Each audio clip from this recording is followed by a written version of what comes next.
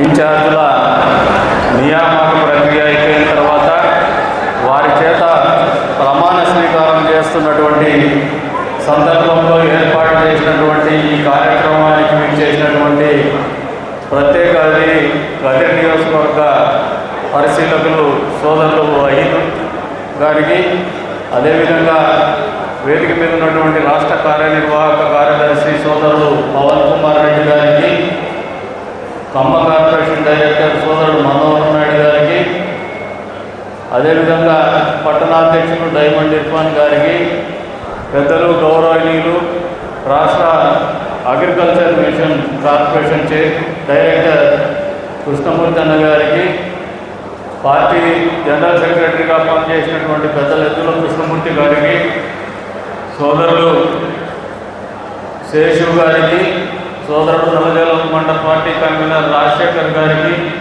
వేదిక మీద ఉన్నటువంటి గాండ్లపేట మండల పార్టీ కన్వీనర్ కొండయ్య గారికి, తలుపుల మండల పార్టీ కన్వీనర్ ముబారక్ గారికి, పెద్దలు గోపూరి చంద్రశేఖర్ గారికి, సోదరులు సులేమాన్ గారికి, సోదరులు గంగరాజు గారికి, తనకల్లు మండల పార్టీ కన్వీనర్ రెడ్డి శేఖర్ గారికి, కదిరి రూరల్ మండల పార్టీ కన్వీనర్ చంద్రకేశ్వర్ గారికి, వేదిక మీద ఉన్నటువంటి ఇతరత్ర పెద్దలకి, వేదిక మీద ఉన్నటువంటి తెలుగుదేశం పార్టీ కుటుంబ సభ్యులకు, పాత్రికేయ మిత్రులకు అందరికీ కూడా పేరు పేరు నమస్కారాలు.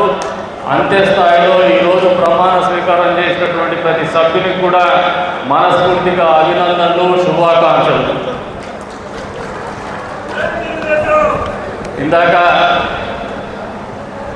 ఇది ఒక కొత్త రకమైనటువంటి విధి విధానం. చాలామంది నాయకులు దాదాపు 21 సంవత్సరాల కంటే దాదాపు 5 ఎలక్షన్ నాతో కలిసి పనిచేసినటువంటి నాయకులు చాలామంది ఉన్నారు. నా దగ్గరికి వచ్చినప్పుడు పదే పదే చెప్తా ఉన్నారు, రాజకీయాలు మారినాయి, రాజకీయాలు చేసే విధానాలు మారినాయి, ప్రజల ఆశలు మారినాయి, ఆలోచనలు మారినాయి, అభిష్టాలు మారినాయి, అవసరాలు మారినాయి.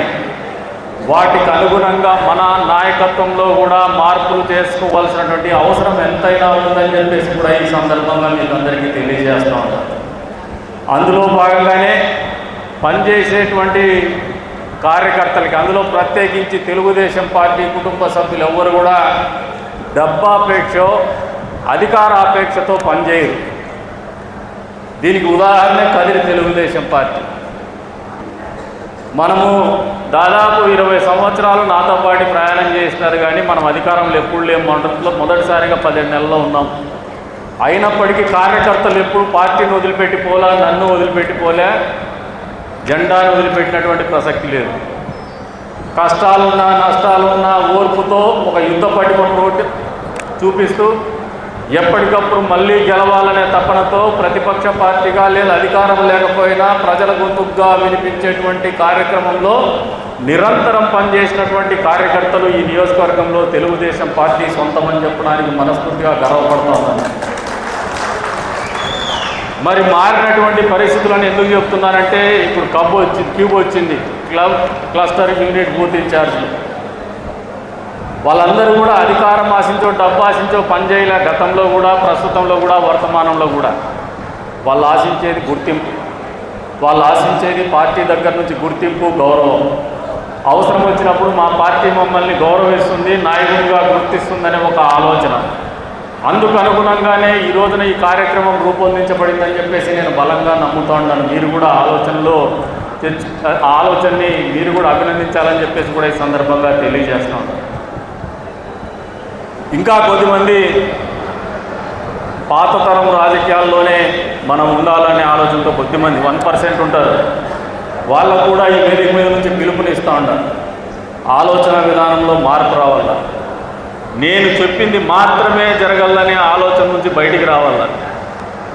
మీరు ఇప్పుడు పార్టీ పనిచేసే విధానం గురించి, ప్రజల్లో వచ్చినటువంటి మార్పు గురించి, దానికి అనుగుణంగా పార్టీ విధి విధానాల్లో చేసుకున్నటువంటి మార్పు గురించి మనందరికీ అర్థమవుతూ ఉంటుంది. ఈ కార్యక్రమం ద్వారా మనం కూడా మారాల. బూత్ స్థాయిలో నాయకత్వం బలంగా ఉంటేనే పార్టీ బలంగా ఉంటుందని బలంగా పార్టీ నమ్ముతూ ఉంది. మీరు కూడా గ్రామాల్లో నాయకత్వం, బూత్ కమిటీ వాళ్ళకి ఇవ్వాల్సినటువంటి అవసరం ఎంతైనా ఉందని చెప్పేసి కూడా ఈ సందర్భంగా తెలియజేస్తూ ఉన్నారు. దాదాపు 5 ఎలక్షన్లు చేసిన తర్వాత కూడా ఇప్పుడే ఒక సోదరుని అడిగినా, నేను బూత్ ఇన్ఛార్జిని, మీ పేరేం పేరు అని చెప్పేసి బషీర్ అన్నాడు. అది తెలుసుకోవాల్సిన బాధ్యత మా మీద కూడా ఉంది. ఎందుకంటే ఒక నమ్మకంతో పనిచేస్తుంటారు, ఒక గౌరవం కోసం పనిచేస్తుంటారు, వాళ్ళ ఊర్లో 4 మాటలు చెప్పుకుంటారు ఓటర్లకి. వారి ద్వారా పని జరిగినప్పుడే వారి నాయకత్వానికి గౌరవం వస్తుంది, తద్వారా పార్టీ బలోపేతమవుతుందనేది వాస్తవమని మనం అందరూ గ్రహించుకోవాలని సందర్భంగా తెలియజేస్తూ ఉన్నారు. ఇకపోతే సాంకేతికత, టెక్నాలజీ అనేది రాజకీయాల్లో ఒక భాగంగా తయారైనటువంటి పరిస్థితుల్ని మనమందరూ అర్థం చేసుకోవాలా, ఆచరణలో పెట్టాలని మీకు అందరికీ కూడా ఈ వేదిక మీద నుంచి పిలుపునిస్తూ ఉన్నాను. గతంలో కూడా మీకు చెప్పిన, మెంబర్షిప్ చేయమంటే నాకు అది యాప్ వాడేది రాదనేవాళ్ళు, కానీ పేటీఎం, గూగుల్ పేకి అయితే వెంటనే పనిచేస్తారు. ఈ మాట గతంలో కూడా చెప్పినా మీకు. దాన్ని తొందరగా నేర్చేసుకుంటాం. కానీ పార్టీ మెంబర్షిప్ మనం యాప్లో చేయాలన్నా, లేదు పార్టీ కార్యక్రమము బ్యాట్లో చేయాలన్నా కూడా మనం చెయ్యం. ఎప్పటికప్పుడు తప్పించుకుంటాం, ఎందుకంటే పనిచేసి ఇంట్రెస్ట్ లేక. ఈ నియోజకవర్గంలో 90,000 పైచిలకు సభ్యత్వాలు చేసినాము. అది మీ అందరి ఘనత, మన అందరి ఘనత అని చెప్పేసి కూడా మిమ్మల్ని మనస్ఫూర్తిగా అభినందిస్తూ ఉన్నాను. కమిటీలు వేసుకోవడంలో ఎప్పటికప్పుడు మనం పేర్లు ఇచ్చినా కొన్ని రిజెక్ట్ అయ్యేటువంటి పరిస్థితి. చాలామంది నాయకులకి ఒక నిరుత్సాహం ఉంది, ఒక కోపం ఉంది. మేము పని చేసినాం కదా, మాకు ఎందుకు పదవులు రావడం లేదు, మా పేర్లు ఇచ్చినప్పుడు ఎందుకు ఐవీఆర్ఎస్ ద్వారా రిజెక్ట్ అయినాయని చెప్పేసి కూడా మీరందరికీ కూడా కొద్దిమంది క్వశ్చన్ ఉండొచ్చు. మనస్ఫూర్తిగా చెప్తా ఉన్నాను, పార్టీ ఆచరిస్తున్నటువంటి విధానం ఇది. మీకు అది కాకపోతే ఇంకోటి, ఖచ్చితంగా నియోజకవర్గంలో ఎమ్మెల్యేగా ఇన్ని రోజులు మీతో పని చేయించుకున్నటువంటి నాయకుడిగా మీ కష్టం తెలుసు, నష్టం తెలుసు, మీరు పనిచేసినటువంటి తీరు తెలుసు, మీకు ఇవ్వాల్సినటువంటి ప్రాధాన్యత పూర్తి స్థాయిలో నాకు తెలుసు. కాబట్టి ఎక్కడ కూడా మీరెవ్వరు కూడా అధైర్యపడద్దని చెప్పేసి కూడా కోరుతా ఉన్నాను. సరైన సమయంలో సరైన నాయకుడిని సరైన స్థాయిలో పెట్టే బాధ్యత నియోజకవర్గ ఎమ్మెల్యేగా నా మీద ఉందని చెప్పేసి కూడా మీకు ఈ సందర్భంగా తెలియజేస్తాను. మీకు అందరూ కూడా ఎప్పటికి కూడా అపోహల గురి కావద్దండి. ఈ మధ్యకాలంలో మీ అందరిలో కోపం ఉంది. ఏమంటే నేను గట్టిగా మాట్లాడతాను, నేను గట్టిగా మాట్లాడతానేది వాస్తవం.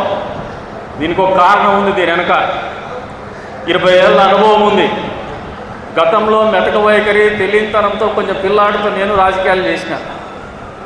ఫలితం ఏమంటే మనం ఎన్నికల్లో ఓడిపోయినాం. దీనికి కారణం ఏమంటే మంచోళ్ళు ఎప్పుడు మన దగ్గర వచ్చి నిరంతరం కూర్చోరు, వాళ్ళ గ్రామాల్లో వాళ్ళు ఉంటారు. నికార్సైనటువంటి కార్యకర్త, నిజాయితీలో పనిచేసే కార్యకర్త ఎప్పుడు కూడా ప్రజల్లో ఉంటాడు. వాళ్ళ ప్రాంతం గురించి ఆలోచన చేస్తాడు, పార్టీ గురించి ఆలోచన చేస్తాడు. రాజకీయంలో కొద్దిమంది వ్యాపారం ధోరణితో వచ్చే వాళ్ళే మన దగ్గర కూర్చుంటారనే ఉద్దేశానికి గట్టిగా మాట్లాడుతున్నా, ఎవరిని ఎక్కువసేపు కూర్చొనియడం లేని. ఇది వాస్తవం, మీకు అందరికీ కూడా చెప్తాను. మీరు కూడా సహృదయంతో అర్థం చేసుకోండి. దీంతో మీరు ఇంకా మొన్నటి రోజున సీనియర్ నాయకులు ఒక 2 వచ్చినారు, పేర్లు వద్దులే, పెద్దల వాళ్ళు. వాళ్ళకు కూడా అపోహ ఉంది, కన్ఫ్యూజన్ ఉంది. ఓ ప్రశ్న వేసిన ఆయనకి, నాకు తెలియని వయసులో పిల్లాట్లో మీ దగ్గరికి రాజకీయాల్లోకి వచ్చేసిన, ఇంకా నా దగ్గర మిగిలింది కూడా ఏం లేదు. వయసు రీత్యా బతకాల్సింది మీతోనే బతకల్లా, మీకోసమే బతకల్లా, మీతో పాటే బతకల్లా. మిమ్మల్ని అందరినీ దూరం చేసుకొని నేను ఎక్కడ అంతరిక్షానికి పోయి చంద్రమండలానికి పోయి బతికే పరిస్థితులు ఉంటాయో అర్థం చేసుకొని, నాకు ఎక్కడ కూడా మీ మీద ఎవరి మీద కోపం కానీ ద్వేషం కానీ ఉండదు. కాకపోతే పనిచేసే విధానంలో నా మీద కూడా ఒత్తిడి ఉంటుంది. నన్ను ఎప్పుడు కూడా మీరందరూ కార్యకర్తలందరూ కూడా 21 సంవత్సరాల్లో ఎప్పుడు ప్రతిపక్షంలోనే చూసినారు. ఇది వాస్తవమా కాదా? ప్రతిపక్షంలో ఉన్నప్పుడు మనం మాత్రమే ఉంటాం, మనకు మాత్రమే సమయం కావాలా, మనమే మాట్లాడుకుంటాం, మనమే పార్టీ కార్యక్రమాలన్నీ బలంగా ప్రజల్లోకి తీసుకుపోతాం, ప్రజల గొంతుగా రోడ్డెక్కి పోరాడినాం. కానీ అధికారంలో ఒక ఎమ్మెల్యేగా, అధికార పార్టీ ఎమ్మెల్యేగా మీరు ఎప్పుడు నన్ను చూడాలి. అధికారంలోకి వచ్చిన తర్వాత మన మీద ఒక బాధ్యత ఉంటుంది.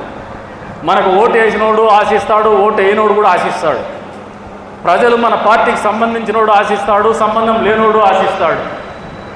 ప్రతి మనిషికి కూడా మంచి చేయాలనే ఆలోచనతో ముందుకు పోతేనే రాజకీయ పార్టీ మనుగడ కానీ నాయకత్వం కానీ నిలబడుతుందని నేను బలంగా నమ్ముతా. కాబట్టి ప్రజలకు సమయం కేటాయించాల్సినటువంటి బాధ్యత అధికార పార్టీ ఎమ్మెల్యేగా, అందరి ఎమ్మెల్యేగా మన మీద ఉందనేది మీరు అందరూ గుర్తెరగమని చెప్పేసి సందర్భంగా తెలియజేస్తూ ఉంటాను.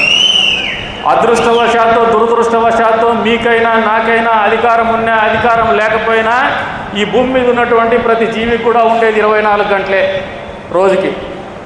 ఈ 24 గంటల్లోనే అన్ని పనులు చేయాలా. మనం ఒకవైపున అభివృద్ధి చేయాలా. ఊరికి ఇచ్చినటువంటి మాటలు ఉంటాయి. ఇంకా మీకు అదృష్టము నా అదృష్టం ఏమంటే ఎన్నికలప్పుడు పేపర్ వాళ్ళు వచ్చినా లేదంటే కదిరి డెవలప్మెంట్ కమిటీ అనే వాళ్ళు ఏదో మీటింగ్ పెట్టి పిలిచినా నేను పోలే, ఏది హామీలు ఇలా